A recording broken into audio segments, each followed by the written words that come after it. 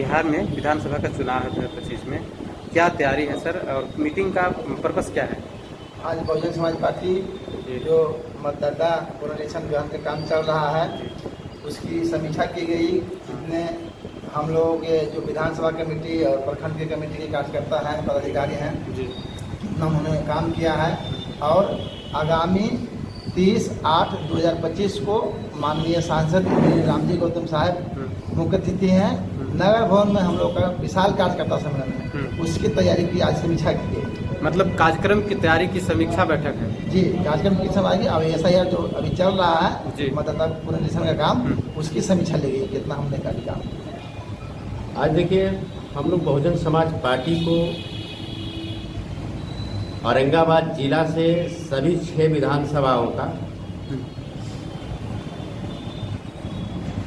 मजबूत करने और सीट को निकालने के लिए सभी को यह समीक्षा बैठक में आह्वान किया गया कि हम बहुजन समाज पार्टी के सरकार बनाकर बिहार में आम लोगों को जो अभी तक जितने भी शासक रहे बिहार के अंदर, चाहे कांग्रेस का हो, जदयू का हो, राजद का हो, जिन्होंने अभी तक सत्ता पाकर सिर्फ और सिर्फ ये 90% 85% बहुजन समाज को ठगने का काम किया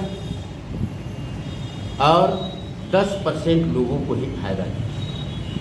क्योंकि राजद का भी सरकार 15 साल रही है, जिसमें सबसे ज़्यादा नरसंहार अगर हुआ तो दलितों का 92 में, 93 में, 95 में, 97 में जो भी नरसंहार हुई, उनका आज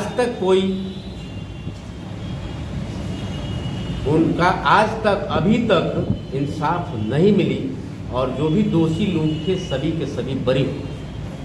ऐसी पार्टी है जो सत्ता प्राप्त करने के बाद ये व्यवस्था परिवर्तन की बात करती है और व्यवस्था परिवर्तन करने में उत्तर प्रदेश में माननीय बहन जी का बहुत बड़ा योगदान रहा है। क्योंकि बहुजन समाज पार्टी एक ऐसी पार्टी है जो राहत नहीं बल्कि राज्य की बात करती है।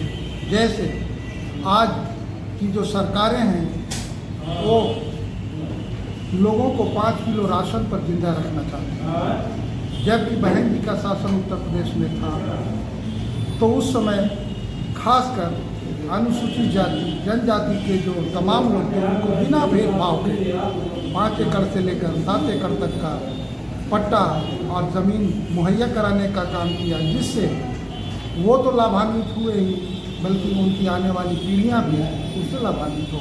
दावे के साथ आपको ये बात को कह रहे हैं कि बगैर बहुजन समाज पार्टी बगैर किसी से सरकार बनने नहीं जा रही है। बहुजन समाज पार्टी को मिला के ही उनकी सरकार बनेगी अगर हमारी गुण बहुमत की सरकार नहीं बनेगी। बहुजन समाज पार्टी का क्या एजेंडा है, क्या मैनिफेस्टो है? बहुजन समाज पार्टी का एजेंडा ये है कि जो संविधान है और संविधान में दी चीज है उसको लागू कीजिए। हमको सत्ता प्राप्त करना बहुत बड़ी बात नहीं है, सत्ता में जाना हम इसलिए चाह रहे हैं कि सत्ता में जाकर के जो व्यवस्था गड़बड़ी है हम व्यवस्था को दुरुस्त करें, यही मेरा उद्देश्य है। परिचय बताएंगे सर? जी, परिचय बताएंगे। मेरा नाम खुर्शीद आलम है और बहुजन समाज पार्टी के मैं जिला उपाध्यक्ष। एक सवाल सर, एक सवाल और सर एक सवाल और है। बिहार में पिछड़े वर्ग से मुख्यमंत्री हैं और आप भी दलित पिछड़ों की बात करते हैं, तो क्या कहेंगे इसको लेकर के? आपने जिनका नाम लिया है जो पिछड़े वर्ग से हैं जी, लेकिन अम्बेडकरवादी नहीं जी। बहुजन समाज पार्टी एकमात्र देश की पार्टी है जो राष्ट्रीय पार्टी है, अम्बेडकरवादी पार्टी है जो संविधान के तहत चलती है और अनुशासन का पालन करती है। बाबा साहब डॉक्टर भीमराव अम्बेडकर के सपनों को भारत का निर्माण और उत्तर प्रदेश में जितना काम बहुजन समाज पार्टी के कार्यकाल में हुआ आपने देखा होगा जी। लेकिन यहाँ जो सरकारें हैं 35 साल से पिछड़े, चाहे वो लालू यादव हो या नीतीश कुमार हो, ये पिछ लागू है। एक बीजेपी के जो RSS के एजेंडों को लागू करती है और एक कांग्रेस को। बाबा साहब डॉक्टर भीमराव अम्बेडकर ने कहा था कि कांग्रेस वह जलता हुआ घर है जहाँ हमारे बहुजन समाज के लोग जाएंगे वो जल जाएंगे जी जी। और बीजेपी क्या कर रही है, RSS क्या रही है, आपसे छुपी हुई नहीं है जी।